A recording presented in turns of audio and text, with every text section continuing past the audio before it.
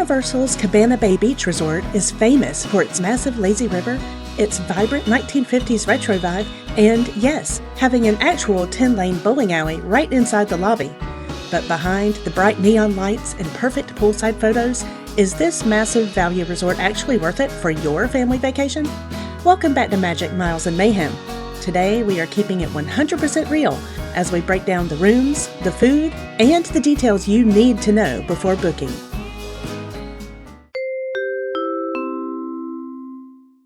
Let's start with where you'll be sleeping.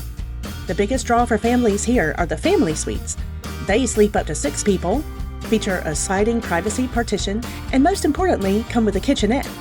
Being able to store milk, make quick breakfast, and heat up leftovers is a massive budget saver for theme park trips. The resort even supplies disposable plates and cutlery in the kitchenette. The split bathroom layout lets 3 people get ready at once, a real time saver when you're trying to get out the door for early park entry. The Bayliner Diner is the main food court. It's huge, fast, offers a good variety, and plays classic 1950s commercials on giant screens while you eat. And who can resist a delicious milkshake, malt, or ice cream treat on vacation?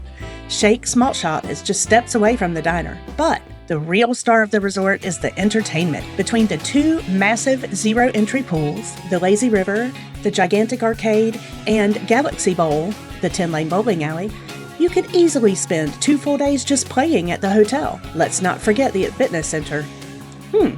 Does exercise count as entertainment? I promised you the honest truth, so let's talk about the possible pitfalls. First, the size. This resort is massive. If you are placed in a room at the far end of the property, like we were, you are going to be walking a very long way to get your morning coffee or catch the bus to the parks. Next up, room layouts and noise.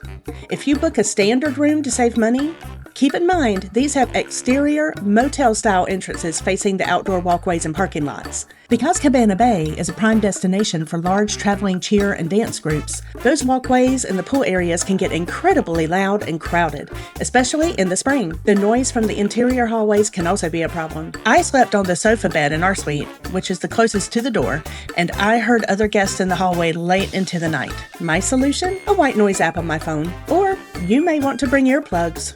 The good news is, with the partition closed, the other members of our family were not disturbed by the hallway noise. So, what is our final honest verdict on Cabana Bay? If you are a family looking for space to spread out without completely blowing your vacation budget, this place is incredibly hard to beat.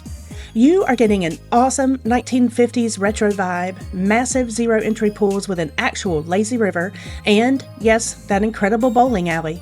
Plus, you get that golden ticket.